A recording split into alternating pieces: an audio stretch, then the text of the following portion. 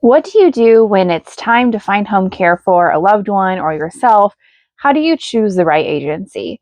I'm Kayla, CEO and owner of True North Home Care in Omaha and Fremont, Nebraska, and these are my tips on how I would find home care for my loved one. The first thing I would do is pretty simple. I would go into Google and I would search home care near me. You could also type in caregivers near me, but I would type in home care because my personal preference is I would prefer to use an agency rather than a private duty caregiver that doesn't work for a company. You get a bit more protection when you're working with an agency. It's not just an individual, so that can make things a little bit easier, and you have a little bit more security and background backups if anything were to go awry. The first question that I would ask myself is, what is this company's reputation? I would start with two or three companies that kind of catch my eye, whether it be their website or their name. I mean, whatever, that's kind of how I do it. I would find two or three companies that have really good ratings. I would look through their reviews. I would look for red flags. I would look for trends.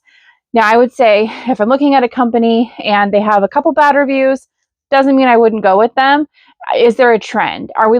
Is there a trend that people are saying the same thing about inconsistency, or are they saying the same thing about poor quality of work or bad communication? Those are the things that I would look for that might be red flags.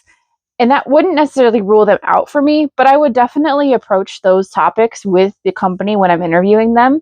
So that way I can hear their side of the story and how they're dealing with that, especially if it's something that they've struggled with. Maybe there's something that they've made an improvement on that I could see what their plan is to correct that issue. Looking at their reputation, I do want to keep in mind a few biases. The biggest being financial ability to buy ads. Bigger companies can spend a lot more money on ads, so they're going to show up first thing when you Google. They're going to be right at the top in those sponsored areas. Nothing wrong with that. I myself buy sponsored ads as much as I can afford, but you have to keep in mind that those top searches are paid for ads. If you're fine with that, no problem, but that is a bias that just because they show up at the top doesn't necessarily mean that they're the best. It means that they're spending the most money on ads. The next question I would ask myself is, what is the cost? So what is their rate? How do they do their billing? And so are they charging by the hour? Are they charging by the day? Are they billing me weekly or monthly? And what is their minimum hours? So this can be minimum hours per shift and minimum hours per week. There's different minimums based on the company, and there might be some companies out there that have no minimums. One thing to keep in mind is often companies that don't have a minimum are going to charge a higher rate for hours of 1 hour to 4 hours than they would from 4 to 8 or 24-hour care. If I'm going to receive 24-hour care, I would ask to see if that rate is lower than if it was going to be a 1 or 2 hour care. I'd also ask if there's any fees that are going to be charged. Are there credit card fees if I have to use a credit card, or do I save some money if I pay by ACH or if I write a check? Are there any subscription fees or processing fees? Are you going to charge me mileage fees? Are there any fees that I need to know about? Those fees can be very normal, but it's definitely something you want to keep in mind. I once worked with a client before I did home care when I was working in hospice, where their rate that they were advertising after they added all the fees, it ended up being significantly more per hour they were paying than they expected because of added fees. So I would definitely ask what fees are going to be added on your invoice ahead of time so you can prepare and budget appropriately. At the end of the day, home care is very expensive regardless of where you go, so you want to get the most bang for your buck without sacrificing quality. I would also ask how they do their staffing. Are they using employees or are they using contractors? Nothing wrong with either of them, but I want to know, is this person being held accountable as an employee? Are you going to terminate them if something goes wrong? Are you paying their insurance? Are you paying their taxes? Are you making sure that their taxes are getting paid? What happens if they were to get injured on my shift? Are they covered by unemployment insurance? Those are some questions I'd like to ask. And also, are they providing consistent care providers, or is it an ad hoc, whoever picks up the shift goes? I've seen companies do it both ways, where a shift goes out and anyone can pick up the shift. And then I've seen others that they will assign shifts. And then I've seen some like myself where we will kind of do a blend where we do give the option for people to pick up shifts, but we also cater. We'll kind of rule out some people that we don't think would be a good fit for that client, and we try and find the best fit possible. And are they providing consistency of care? Continuity and consistency in care is so important, especially with clients who don't want home care. The last thing you want to do is send in 5 different people in 5 different days. Or clients with dementia or memory loss, they're going to struggle if they're seeing a lot of different faces. It will be more beneficial for them if they get to build a relationship with someone over time with that consistency. I would ask my company I'm interviewing how they do their training and what training takes place. That can range from if there's online training, is it in person? Do they skills test them so they're not doing training? Are they only hiring CNAs or are they hiring unlicensed staff? Those are things you want to know based on the amount of care this person is needing.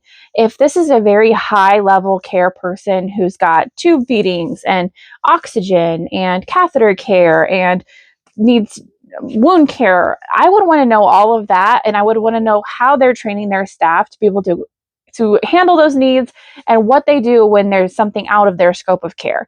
What do they evaluate things that are out of their scope of care?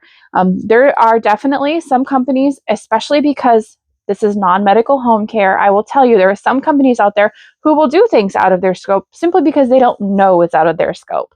It's unlicensed. Nebraska doesn't have a state license for home care, for non-medical home care.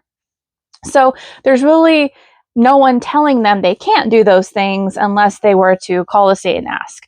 So I would want to know how they're trained to handle those high level needs, if that is something that I have for my family member, and what they're doing to make sure that the staff coming to my family's home, what do they do if they suspect abuse? What do they do if there's a fall? What do they do if my mom is sick? Whatever it would be, I would want to know what they're trained to do and what the plan is.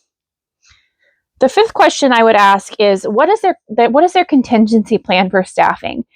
I am a realist. I like to be optimistic as I can, but I know even before I got into the staffing world of home care, people call in sick. People have daycare bail or daycares close when it's too cold or the snow or whatever. What happens if their car breaks down and they can't come to my mom's shift? I would want to know all of those things. Like, what is the plan if no one comes? If the answer is, we're going to let you know that the shift can't be covered, that's okay, but I want to know that ahead of time so I know if the backup plan is my responsibility or if the backup plan is the responsibility of the company. At True North Home Care, we have several backup plans in place before we make the family have a backup plan. So that is something that I would ask and want to know if that's a possibility or what that contingency plan is. In a perfect world, we know that everyone comes to work on time, everyone shows up to work every day. It's not a perfect world. And I would want to know what happens if there's a blizzard and I can't get to my mom's house 40 minutes away. Who's going to get there? Will anyone get there? What are my options? The last thing I would want to know is how do they hold staff accountable if something goes wrong? What happens if something goes missing in my mom's house? Are they going to do an investigation? Do I just take the loss? Do they reimburse? Do they have insurance to help cover if something is lost, stolen, or broken? What happens if I don't like the caregiver or my mom says that the caregiver did something wrong? Is it a situation where they're going to do training and maybe do some supervision with that care provider before they come back? Are they going to send someone back when I don't want them back? That's one thing that I've seen over and over again when I meet with clients who are unhappy with a current home care company. One of the biggest things I hear is, I didn't like someone because they were doing X, Y, and Z. I told the company, I asked them to not come back, and they were back again for another shift. Are they going to listen to your requests when you say, I don't want someone back? Or are they going to say, sorry, that's all I've got, and send them back? I think that's important to know so that you can hold them accountable. Are you signing a service agreement is the last thing. That's not really a question as much of you need to ask yourself, like, are you actually going to be doing this? Because I don't think every company that I've worked with or that I've seen has an official service agreement. Most do, but some smaller companies, when they're first getting started, I know it took me a while. I think I was like 2 months in before I realized, I should probably have something that they have to sign. And I would want to know, are all of the details of our agreement in there? Do I have to give a specific amount of time if I want to warn, if I want to give cancellation? What happens if I want to hire that caregiver? Do I have to pay a fee? All of those details I would want in writing, and I would want a copy of it. So regardless of who you choose, if you find someone that meets all of your expectations, even if it's an individual care provider and not a company, I would want something in writing that says that your loved one was their responsibility during these times, and that this is what's going to happen if something goes wrong, or this is our agreement that they're going to provide the care that they say they're going to provide, and I'm going to pay my bill the way that I say I'm going to pay it. If you have any questions when it comes to looking for home care companies, feel free to give me a call. Of course, I'm biased. I think True North Home Care is the best home care in the state, but I also know that I'm not the best fit for everyone. And if I'm not a good fit, I'm definitely going to help you find someone who is. If you're looking for home care, please reach out. I don't want anyone to be struggling, and it can be a very overwhelming process because there's so many companies in our area. You want to make sure that you find a good fit. Last thing I'm going to say is interview more than one company. If you find a good company and you interview them and you think this is absolutely the one, just trust me, try to call one more.